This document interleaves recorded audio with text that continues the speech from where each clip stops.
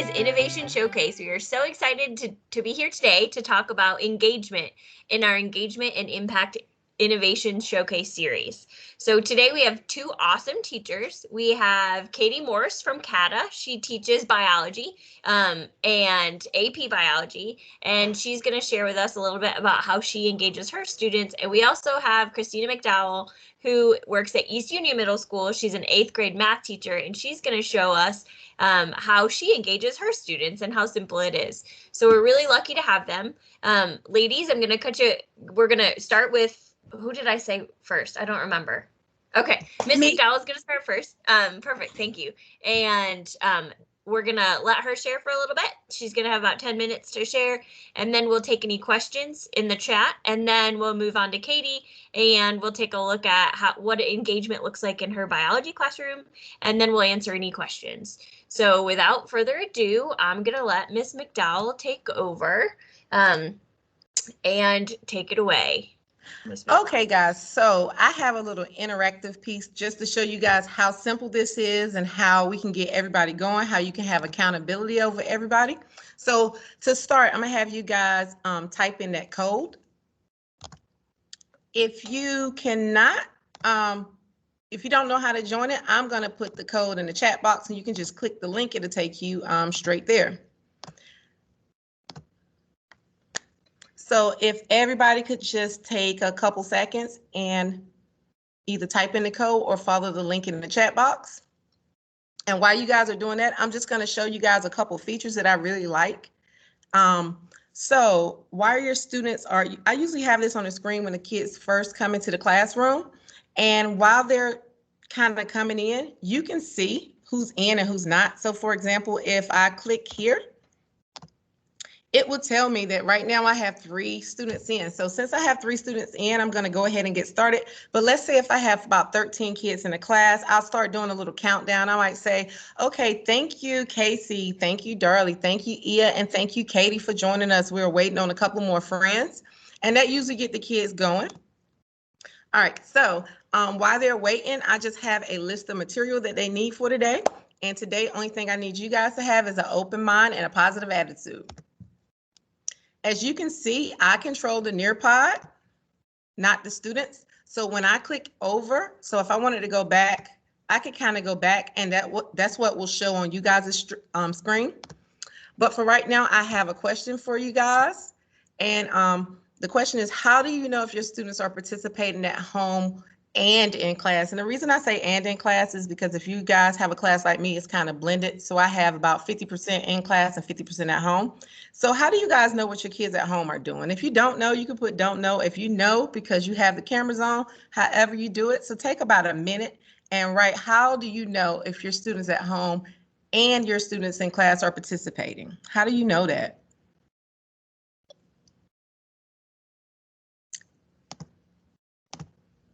Thank you, Casey. Thank you, Katie. Visual signals. Students are talking to each other and talking to me. So I like those. So I'm going to show you an easier way to know that every single student is participating in your class. So in education, we think about engagement as the degree of attention, curiosity, interest, optimism, and passion. We often try to get to those things at the end before we get their attention. So today we're going to just be focusing on getting the students' attention. So as I said, before we can spark that curiosity, interest, optimism, and passion, we have to first have their attention. And I'm going to show you guys an easy way to do that. So this is the part that I like about Nearpod the best. So at the end of each session, you get this. I don't know about you guys, but 98% participation is pretty awesome. So it'll tell you each thing that you had on your Nearpod and what percentage of the teachers, of the students actually did it and how much of it they did. So if you take a look down here, you see the student, she only did 50% of the last part. So I could address that, or I can just pull her in a small group the next day to see if she had a problem. And it shows you the number of students, and you also can see the actual work. So I'm gonna give you an example of that. So right now, if you were to solve that, I want everybody to look on your Nearpod and try to solve this problem. If you don't know how to solve it, it's okay, just do what you know. But I need everybody to see if they can solve this problem for me. Thank you, Casey. I see Casey got started.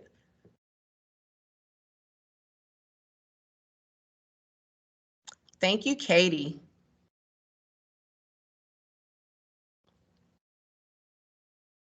And so, for example, oh, thank you, Ian. Thank you, Darlie. So students are working now. If you guys can take a look at the team screen, you guys can see what I can see compared to what you guys see. So take a moment to kind of look. And if somebody could get that wrong for me, that'd be just fine. So I can have some examples. So right now, I would say, if I had students who weren't on, I can see who would not be on. And I can also see everything that you guys are doing in real time. So if, thank you, Jessica. Jessica just joined us. So for this one, I would say, Ia, great job. The other students can't see what Ia's doing, but I can. So I might say, Ia, can you go back and check that first step? Or I might say, Casey, I see you're done. Could you help Katie? Or at this time, I could put you in breakout groups as well and pair the students who may be having a hard time with some of the students who are more successful, or I can just remind them to go back and check steps. So I might say, Katie, great job, but could you show me your work on that one? And then we'll come back and talk about it. You can do the same thing for language arts. I'm not going to go into language arts, but it's just a great way to see exactly what your students have going on in the classroom. All right. Let me see. I accidentally stopped sharing. Hold on just a second. All right. And then so at the end, you can put videos up here. You can take a poll. You can pretty much do anything. Sometimes I just do my exit tickets up here so I can see really in the moment what my students are doing and what they don't understand. And then I might pull them in small groups really quick. But I really love Nearpod. My life is Nearpod now. I do everything through Nearpod. Also, if you have students at home on virtual school and they're taking a test and they don't have graph paper, you can just upload some graph paper and the students can work on graphing right at home without having to have graph paper. So any questions? Awesome. Yeah. What questions do you have? You can either unmute and ask questions or you can type them in the chat. So I'll start with my first question is, are you using the free or the paid version of Nearpod? I started off with the free version and then I moved to the paid version. The free version, you can use other people's lessons or you can make lessons, but I got obsessed with making my lessons, so I ran out of space. Okay. But some other math teachers who use it in building, they have the free version and they just use, they just delete their old lessons as they go. I wanted to save mine. Yeah, that makes sense. And Jessica's saying that they love it at Piedmont Middle School. They use it in social studies. That's awesome. There's a Nearpod add-on in Google. Is Ia added? What does that look like? What functionality does that add? So also, if you take a look here, it is compatible with Google Classroom, Teams. You can copy the link, you can email it. So you can press Teams and you can make it compatible with Teams. I think I had saw like a Zoom thing, but it's not here anymore. So I don't know if that was something going on where that was right down there at the bottom, right? Launch Zoom. Oh, there it is. Zoom. Yep, that's Zoom. So yeah, so it has all different ones. And what I also do is I do and let me show you this really quick. I'm going to end this session. And I'm going to show you what I do for my students who can't make it to class. I go right here and I do student paste. And I put that right in Canvas and they click it. It takes them straight there and they can work and watch the live video from the class that day. And they can work through the Nearpod. Awesome. Awesome. So does anybody else have any other questions? I have another comment, but I want to see if anybody else has any other questions before I. All right. So I love the way that you're using it to engage students. What a great way to make sure that students are tracking with you the whole time and they're participating and helping each other and all of those things. I really like it, but I do want to say this. So if you've not tried Smart Learning Suite, it's very similar. So Smart Learning Suite it's like the old Smart Notebook. And I totally understand how you ended up with Nearpod, because we had a lot of products that were free in the spring of last year, and you got hooked, and now which is good, and that's totally fine. But the district pays for the subscriptions for Smart Learning Suite for all teachers in the district. Okay. And so if you were thinking you didn't want to pay for Nearpod and you wanted to switch over, that is something that the district pays for. And so we've had a lot of folks that have asked us about buying Nearpod at the district level. And basically the answer is we're buying Smart Learning Suite, and it's pretty much the same thing. And it really corresponds with our smart panels, but you don't have to have a smart board to use Smart Learning Suite. And I think that's where the confusion comes in, because most people think they have to have a smart panel or a smart board in order to use the program, and you don't. And so, shameless plug, we have a Smart Rockstars course happening. I think it opens next week, and I can drop the link in the chat for sure.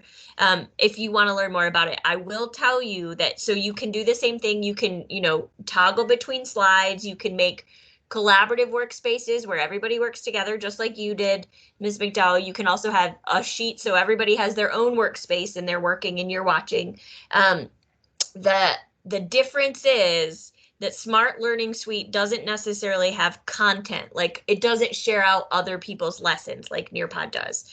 So if you're okay creating from scratch, I would say that they're pretty much the same. But if you are going into Nearpod and you're searching, one step problem solving, or variables, or what standard you're looking for and what task you want your kids to do, Nearpod has examples out there and you can kind of get a starting point.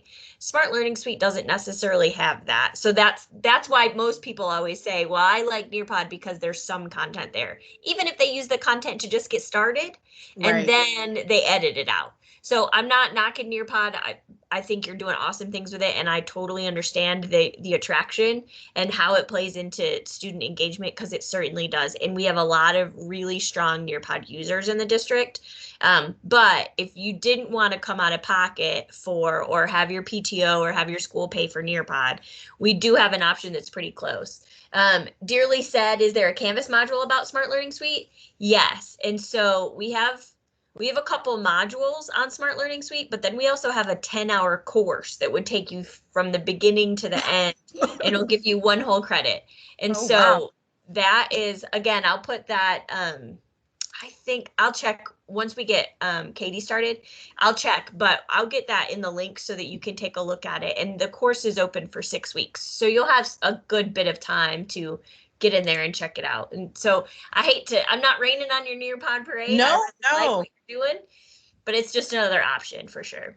Right. And the biggest thing is being able to see what the kids at home are doing. I can tell you it's made a big difference on my test outcomes, because before I had no clue what they were doing. I mean, I would ask them questions, then I would have to reteach, and it just was taking me a long time to get through things. So whether it's Nearpod or Smart Learning Suite, if you can see what they're doing, and if you can motivate them while they're doing it and encourage them, that's the biggest thing. Yeah, that's what matters. You're right. Mm-hmm. You're right.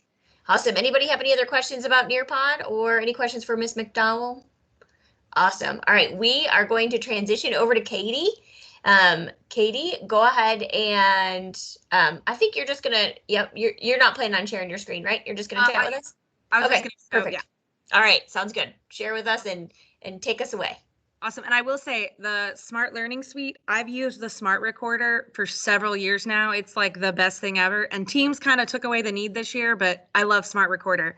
I've been recording my classes every day for years, and it's been great. So you know what the difference I think between Teams and Smart Recorder is, that and Screencastify too, and this is just a little chunk of knowledge. If you're ever trying to record something on your computer that's not web-based, you can use Smart Recorder, right? Because what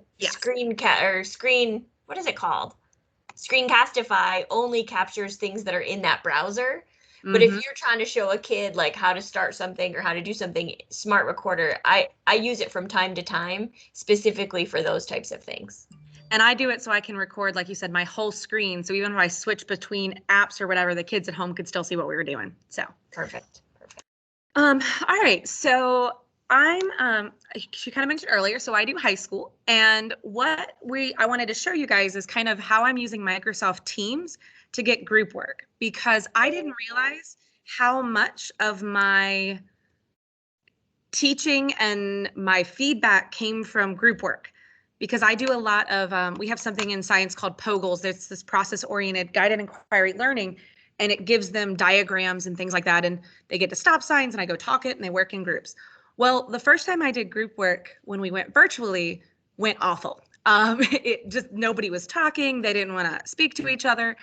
So I was kind of trying to find some ways to make it easier. And one of the first things I did was I made permanently open groups. Basically what I did is I would open a meeting in one of my channels in my team for that class, and then I would copy the link to join it and close the meeting out, and I'd paste that link here. So these links have been open the whole year, and every time a kid clicks on it, it will bring them to that meeting in that channel. So if I have assigned groups, I'd be like, okay, these are the people that are in group 1. They would just click group 1 and they'd hop into their own group. So it was like a built-in breakout. Now Microsoft Teams has added the breakout feature, which is great if you want to put your in-person kids together and your at-home kids together, because sometimes being at school and Teams just gets a little bit much. But, you know, because I'm also one of those that has both of them. I'm about 40, 60 most days. And so that kind of is also an option. But that's what these were for. And then ways that I ensured they were actually doing something. The first one was, so these were not originally mine. I took this from somebody. I don't know who it was. It was a curriculum coach somewhere. And then our science curriculum coach shared it with me. But they had made this breakout room assignment sheet. And so sometimes I'll do breakout rooms where I say, okay, room 1 is the teacher help room. That's where I'm going to be.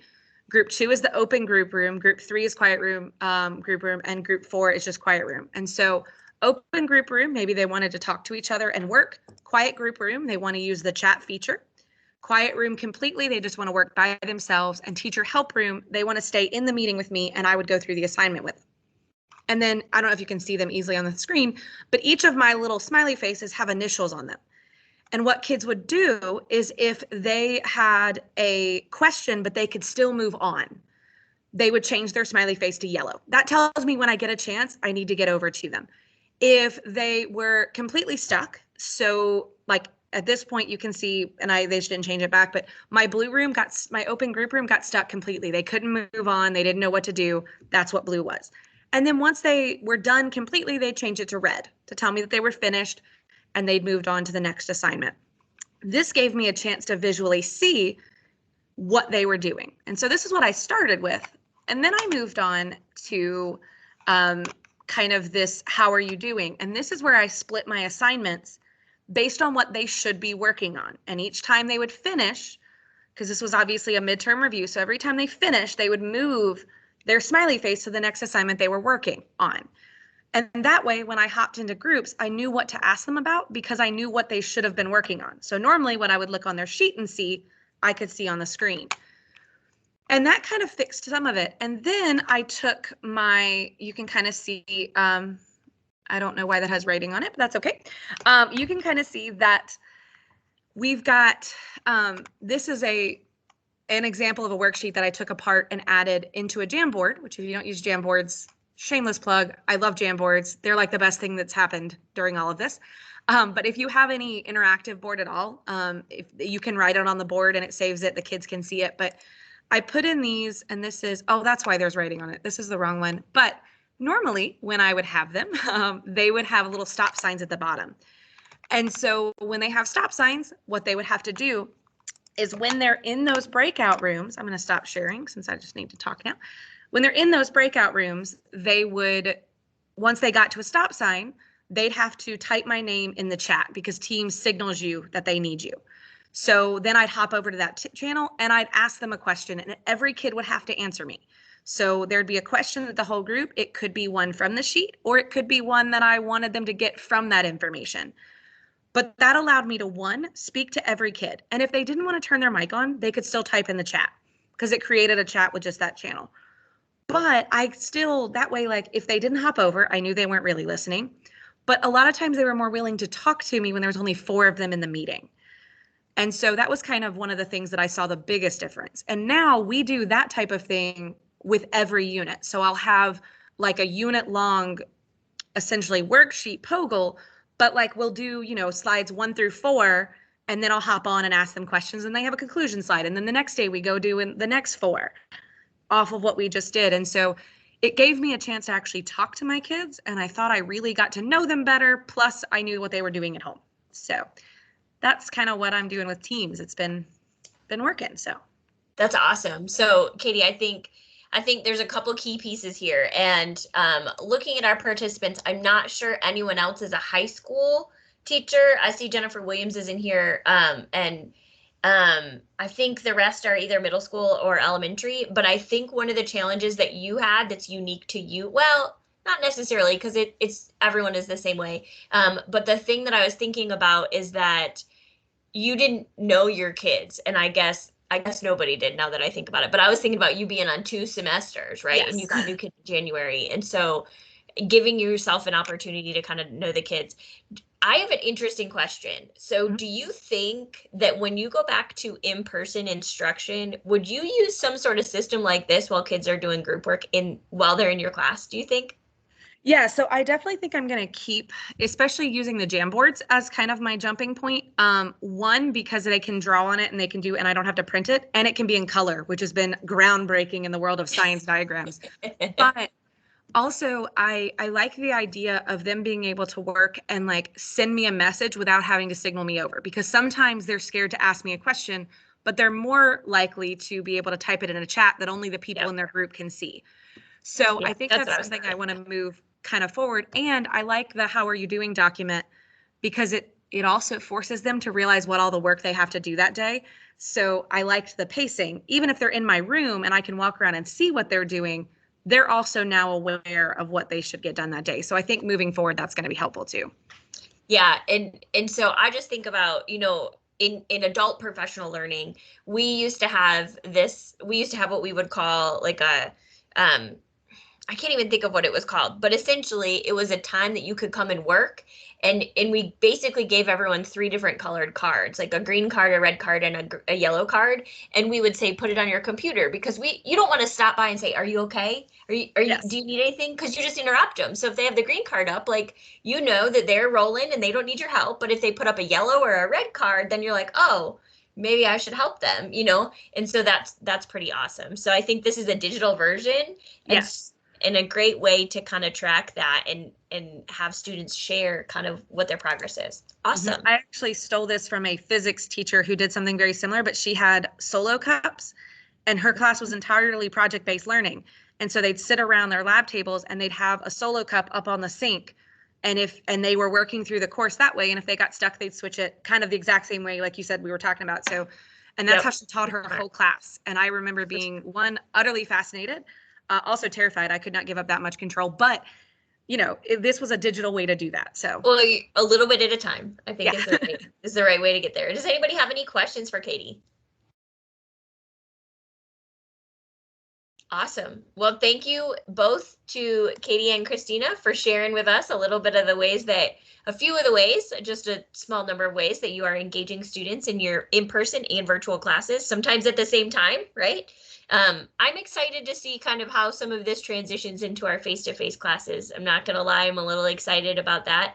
I think, Christina, you almost said this, but Katie, you said this about Jamboards. You said Jamboards were like one of the greatest things that's come out of the pandemic. And so thinking about how tools like Jamboard and Nearpod and some of the skills that we've picked up, I'm excited to see how those are embraced in our face-to-face classrooms and for homework and extending learning and things like that too. It'll be really interesting to watch all of us like evolve and see kind of where the new future takes us. So awesome. Thank you so much, ladies. Thank you to everyone who was able to join us today, who dropped in. If you're wondering or you want to learn a little bit more about engagement, we did create a module. We released it yesterday on engagement. And if I could, Ia was part of creating that module with me, and so was Jessica Garner. And it was really a learning experience to create the platform or to create the module, because we really had to dig into what really is engagement?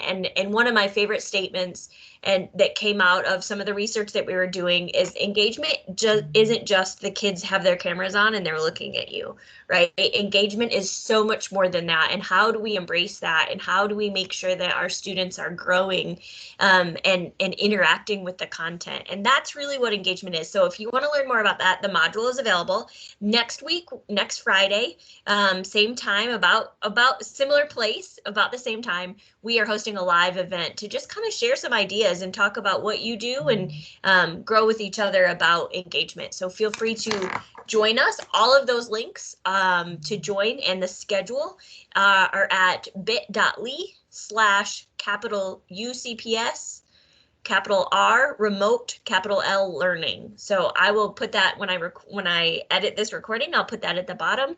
I can also put it in the chat, but you guys are awesome, and thanks for coming today, and I hope everyone has a great weekend. Thank you so much. Bye. Thanks, ladies.